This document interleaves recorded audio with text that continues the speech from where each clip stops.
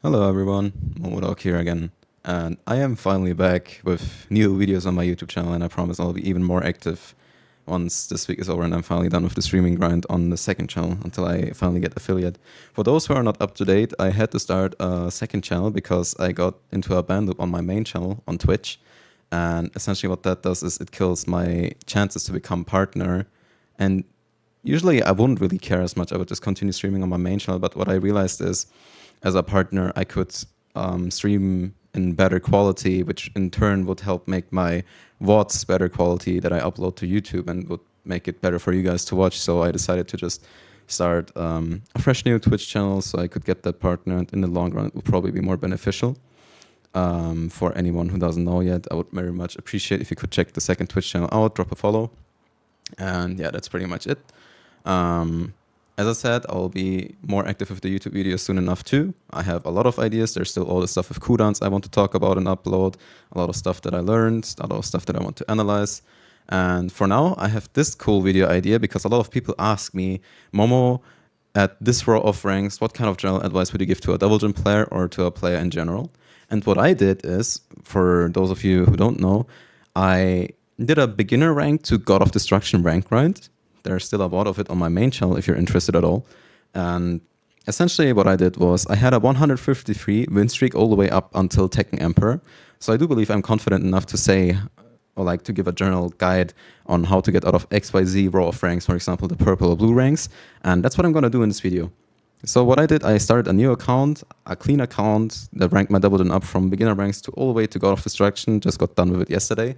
And I'm going to give you general advice now on how to rank up. And this is probably like the rank up guide, at the very least from my experience. And we're going to get right into it. So the first few ranks you're going to encounter for the rank rush, I'll say, are the green to yellow ranks. And these ranks are pretty surface level. At these ranks, people are going to throw out the easiest ways to win against you. That includes, for example, snake edges or duckable strings. These kinds of things. Like, let's say, Brian Snake Edge or Lily Snake Edge, you name it. And duckable strings like these, as I said. And what you're going to do is, you're going to eat these, obviously. Like, the first time you see those, there's not much you can do. You're just going to have to accept you're going to get hit by those. And then what you're going to do, and this is the advice I will give throughout the entirety of this video, you will have to go into replay, and you will have to check these moves individually. There's a function, and I'm going to show you how I lab a match later on for this video in particular. There's a function where you can take over control in like the replay and then practice for yourself how you can train your reaction on a slow low, for example, or how to duck a string. And there's like all the information you need, whether a move is low, mid, or high, whether a string is duckable, what kind of punishment you can use.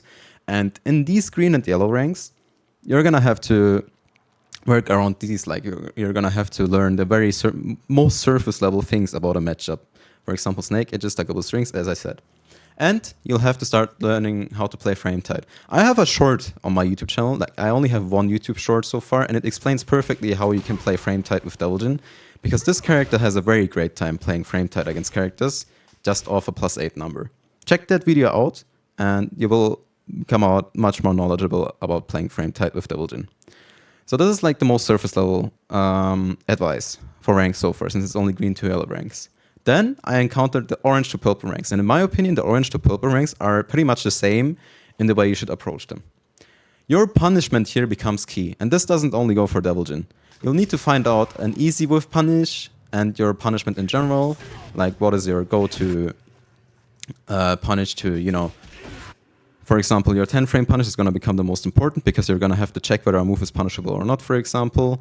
And your punishment in general matters a lot. Like what is launch punishable from standing or crouching, and what can you punish with smaller numbers. And you're going to have to lab this again. You're going to have to use the replay function. You're going to have to lab a lot of punishable stuff. The only way to do that is by playing. And playing ranked and labbing goes hand in hand. Start with this as early as you can, and you're going to thank me later, trust me. Because what happened to me in the first week of Tekken 8 was I kind of didn't understand what I was losing against, and I got mad at the game. But then, like these days, I barely get mad at the game anymore because these days I understand what I'm losing against, and I know how to work around it or how to improve on that matter and then win the next time. So that's pretty much how it goes for me these days. Like I barely get mad at this game anymore. And your game plan will be the same as green to yellow. But you're going to have to implement more punishment to your game plan since you have more knowledge now, hopefully. especially with punishment. What I would do in orange to purple ranks is I would sit at this range. I wouldn't even try to electric with punish because I would try to form a very simple game plan to give you guys. So what I did is instead was I stood at this range, I saw my opponent whiffing, I went for the back to free with punish. And then when I'm in heat, same thing again. I just waited for a whiff, go for the back to free with punish, get my launch. It's the easiest possible game plan in the orange to purple ranks, but it's super important that you whiff punish as much as possible because at these ranks people whiff like crazy and it's gonna become even worse. Like people are gonna whiff even more later on. Again, play frame tight. Start labbing your opponent's characters more. By now you should know your own character's basics. Like what you're gonna do in the time you're like green to yellow ranks is you're gonna find out as much as possible about your own character. I have a lot of guides on Devil Jin on my channel, so if you watch those, you'll be good to go knowledge-wise. And then it's just up to you to implement that knowledge in your matches. Say punishment, your general game plan, you name it. I can't go over your general game plan now. I have guides for that specifically. But again, check my channel out and you'll quickly find out what your general game plan will be with Devil Jin. This is just more advice rank per rank. And what I'm gonna say here too, up until like Tekken King or Emperor ranks, your wave dash, no matter how much you practice it, will be useless because people just straight up won't respect it. You do not need a proper wave dash until like much later, much later, like blue to gold ranks even maybe. So what you're gonna do is every single day you're gonna have a small training drill. And for this is like a section on its own. You're gonna want to, like this is the advice I gave to one of my coaching students. You're gonna want to practice throw breaking 5 to 10 minutes a day. You're gonna want to practice your execution, for example, wave dashing and movement 5 to 10 minutes a day, if not even longer if you feel like it. And then what you're also gonna practice is reactions. What you can do to practice reactions, for example, is you can set up a Jin bot, and then you can just, let's say, I take the Jin, right? And I want to practice reacting to his down 2, for example, which is a quite popular example. You do not have to be able to react to it consistently. Even I don't react to it consistently. But you're going to want to practice your reaction by throw breaking and by throwing out a mid with that low, for example. So what this can look like is something like this. And you're gonna practice this for a bit every single day. If you practice all this stuff like for 20 minutes in total every day or like every session, trust me, you may not notice improvement at first, but you're gonna thank me so much later on. Because the earlier you start with everything, the better you will have it later on. Like you're not gonna have to all of a sudden learn everything from scratch. Like the more you do everything bit by bit in Tekken, it's like going to the gym. You improve bit by bit every single day, and then like a month or two's time, you're gonna improve. You're gonna see a lot of improvement. That's just how Tekken works.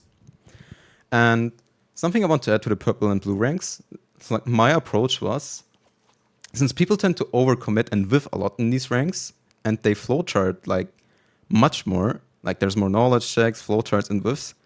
No matter how much of a life deficit I had, as long as I had heat, I would stay patient. There was a match against, I believe it was a Azucena player, where it was like 40 HP or something. He was still full HP, and he was in heat. And what I did was, since I knew like he's in heat, I just have to wait the heat out. Eventually, she just threw the heat smash out and whiffed since I sidestepped it. And then it was my turn to play, since I had like 50 recoverable health, I'd say. And this was essentially the game plan I had for every single match in purple ranks. Even if I had the life deficit, I would stay calm. Because people tend to overcommit like crazy in these ranks, and they whiff so much. So no matter how much of a life deficit I had, I would stay at these ranges, and I would wait for a whiff very patiently. Because at these ranks, people waste their heat like crazy, they whiff like crazy. Wait it out. Be patient. At purple ranks, do not fear that you have to overcommit at all. Stay calm. Trust me. And then you're going to get rewarded for your patience. Because people are kind of not good at spacing their moves at these ranks yet. So what they're going to do is they're going to try to come in, they're going to whiff in front of your face, and you're going to take advantage of that. And that's pretty much how purple ranks went for me. I rushed through those ranks just by whiff punishing pretty much. And then the blue ranks. Blue ranks prepare you for what's coming next. And trust me, everything will come together after you get out of blue ranks. Because in this game, there's a change in the matchmaking once you reach Tekken King. So how that works is you're gonna gain a boost in Tekken prowess after you reach Tekken King, and what will happen is you will start playing against people that are playing on their God of Destruction, like who are God of Destruction and play on their subs. So what I observed on people is they will get out of blue ranks finally after feeling hard stuck in those ranks, And then they're gonna demote all the way back to Fujin after having reached Tekken King because they just lack the consistency, they lack the knowledge to stay on Tekken King. As I said, everything is coming together at the very latest at Tekken King. You need to start labbing intensively at blue ranks, because what I noticed in blue ranks is they're just glorified purple ranks. They will still throw out flowcharts like crazy, but at these ranks people kind of know what flowcharts are harder to deal with. I can't give you a general idea now what a flowchart like that would look like, but you will see what I mean once you get into these blue ranks and start playing against people yourself. You're gonna have to deal with so much more aggressiveness, and the best way to deal with it is by going to practice mode. Again, playing ranked and practicing and practice mode or in replays goes hand in hand. You need to gather information bit by bit, and it's like a long process, but it's important, because otherwise you will plateau in Tekken King or you will demote all the way back to Fujin, I can guarantee you. So, lab as much as possible. You should have a general approach for every matchup. And an example I can give you while I was streaming was, there was this Alisa player, right? Let's say I'll just take a Shaheen dummy, as dumb as it sounds, but I can, just replicate the situation somewhat with that. So there was this Alisa player, right? I was about to die, and they tried to throw me. So what happened was, after I broke the throw... Oops, let me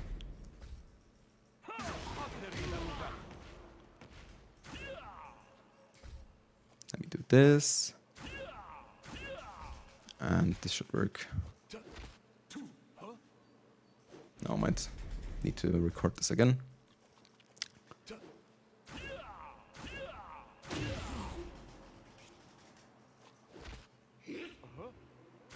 So this is what it looked like. I know this took a bit long to record now, but you get the gist of it. So what I did was I broke the throw, and against the average Alisa player, what I noticed in my 6 months of playing this game now is the average Alisa player will try to get a power crush in your face after you break their throw. It's like, this is what you'd call layer 0. People throw out like the most common flowcharts basically at this layer of mind games, and that's why I was so prepared for it. I noticed the same flowchart in the average Alisa player, like a lot of other Alisa players I played against. And that's how I had to read, even though I didn't see anything from this Alisa player after a broken throw at all while playing that very set. And then someone asked me in my Twitch chat, Momo, how did you have the read on the power crush after you broke the Alista's grab? Well, experience. Since I saw the same flowchart against other Alisa players before, and I kind of lapped the situation before, I saw that the throw on break was not as minus as I thought. Usually throw breaks are like, you would be -6 as the one who got their throw broken. That wasn't the case with the Alisa throw. It was way less minus, so a power crush would beat a lot of your options. And that's kind of what I lapped. I realized, okay, it's not really my turn after I break the throw, so I will not take my frames. I dug for the power crush, I launched them, and I got my comeback in the round. And this is how it goes in blue ranks. You need to gather a lot of experience here. And you need to practice a lot. Like, you need to have a general approach for every matchup at blue ranks. I'm not even kidding. You can't just go about blue ranks and try to aggressive your way out. As stupid as it sounds, you can't just force your own game plan and then get to Tekken King, because you will quickly realize that doesn't work as well anymore. Lab, lab, lab. Use the replay function, the practice mode. After every single loss versus 2 where you felt like you didn't know what was going on, you need to just find out what it was that you were struggling against and find solutions. And you need to find a lot of solutions at blue ranks. That's the only way to get out of it. And for Devil Jin players specifically, at these ranks, you need to kind of learn how to consistently use your electric for whiff punishment, because even at these ranks, people whiff like crazy, and you're going to want to implement movement much more. Movement and labbing also goes hand in hand. Let's say I want to step this Shaheen's down for 2, right? But I don't know which side to sidestep. Let's say I don't know, I try to guess the side I have to sidestep to. Oh shit, I just got launched, because you don't have the knowledge to be sidestepping. Sidestepping is all about having the knowledge where to sidestep a move, and you kind of have to have the read on the move itself. So I know that Shaheen's down for 2 is sidestep by going to the right. So this is what it will look like. I have the knowledge, and I know that the Shaheen player will flowchart this very flowchart. I sidestep, I get the launch, and it's basically my reward for having lapped the knowledge prior. And that's how you want it to go on blue ranks. You want to be rewarded for the knowledge you gather. And this will all prepare you for the ranks higher up. Trust me. I had a 153 win streak up until Tekken Emperor, and then I realized, okay, this shit is getting hard now. Because it's no longer about knowledge checks and people, trying to throw everything their character has at you. It's much more than that. People are now finally trying to play the neutral a bit more, use their heat better, and from here on out, it's gonna be more about skill. So let's get into Tekken King and Tekken Emperor ranks. This is where I lost my first match at Tekken Emperor against a very, very, very aggressive King player. This is basically aggressiveness fiesta. It's the true defense check at these ranks. I started struggling here myself, playing just defensively, so this was basically the point where I started implementing my aggressiveness much more. To put it into perspective, when I checked my stats at Tekken Emperor, when I didn't lose my streak yet, I had a 25 in my block stat. Then when I was God of Destruction finally, my block stat was all the way down to 10, because I started being much more aggressive in my game plan. Because at these ranks, you're gonna have to implement your own game plan more after shutting their aggressiveness down, pretty much. And that's not easy. You might lose a match before you finally get the chance to shut them down. Maybe you will even lose the set. The point is that you learn from these sets and do not care about losing, because you need that knowledge after on. At this point, as I said, you gotta focus on your own game plan more. I have a lot of guides for Devil Jin how to get some offense going, using moves that are practical for getting some pressure, and I will also make a guide on how to get wave pressure going much more the way cooldowns does it, for example. Neutral only starts mattering from here on out, not prior. This is where you want to practice playing the game more than just playing the defense checks. But you need all the information you gather prior to be able to play the neutral. Otherwise, you will just suffocate at these ranks, I can guarantee you. The change in match quality or like difficulty after you reach Tekken King is immaculate. Like, first, I didn't want to believe it when people said after Tekken King, they were just hard stuck, they get demoted to Fujin, it's so much more different. But when I experienced it myself, I agree. After Tekken King, this rank system becomes so much harder. And that's where I started losing my very first match. So once you get out of Tekken King and Tekken Emperor, as I said, this is just where you're going to have to implement your own game plan much more. And this is where you're going to start having to play the game in general more. I have a lot of guides on that for Devil Jin players specifically on my channel. For every other character main, this is where you just gotta have to figure out your own optimal game plan. Every character has one of those.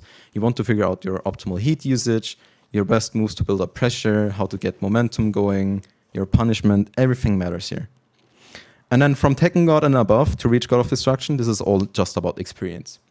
Everything you learn so far starts coming together again, but what you need together here is even more experience, much more experience. Tekken God and above is all about the experience together, and you're gonna lose a lot probably before you can finally gather more experience, but it all depends on your skill, not just your knowledge. That's what I'm trying to say.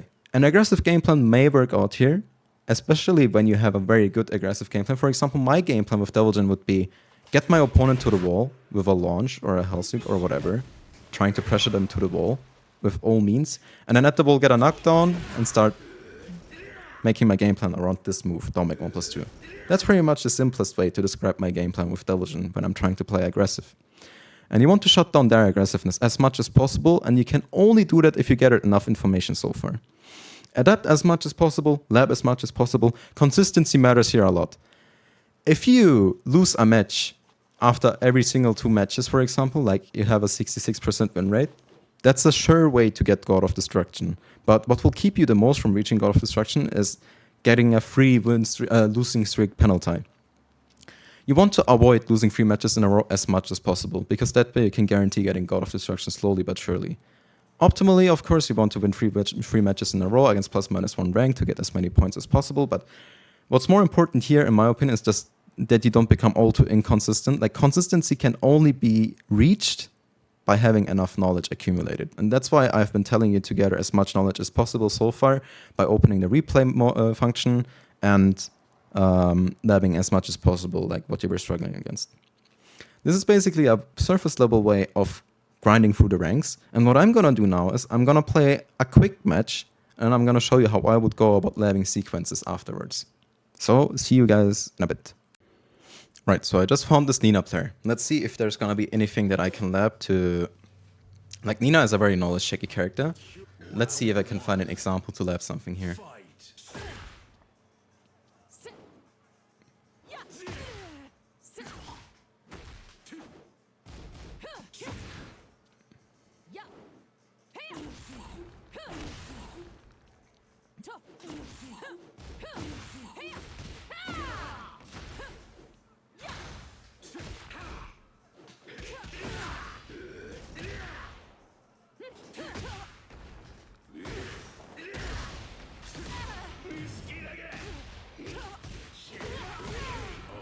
So there was a sequence with the down forward 1 to 4, for example.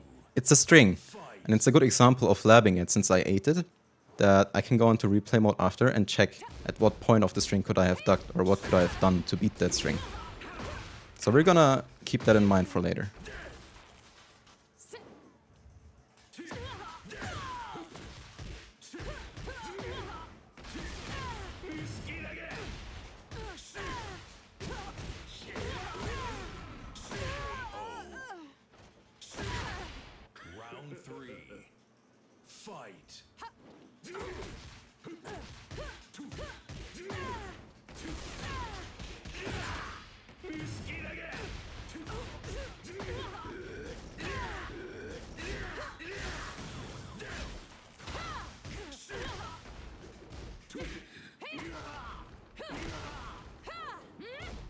Ah! Okay, these were two very good examples, actually. Thank God, okay.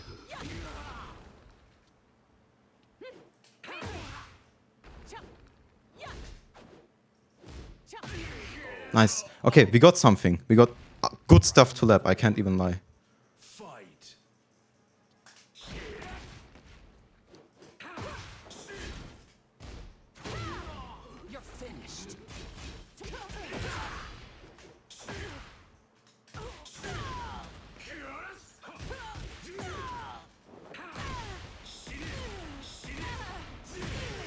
Right.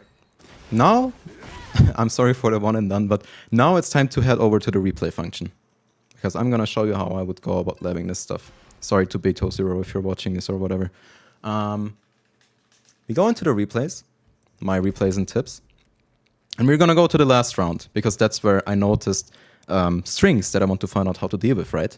So that's how we're gonna go about it. Let's say I'm in your position. I didn't know how to deal with those strings, so I want to find out how to deal with them pretty much. We go over to the third round. Round 1. Let me open the player frame info, opened, frame info, go to the third round. Where was it?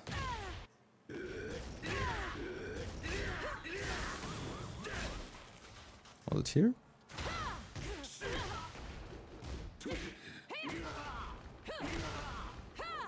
Right, okay.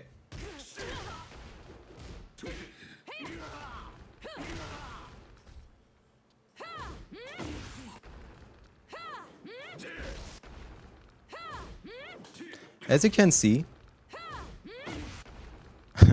I'm failing it right now, but I could have won this round here already by dealing with the string properly.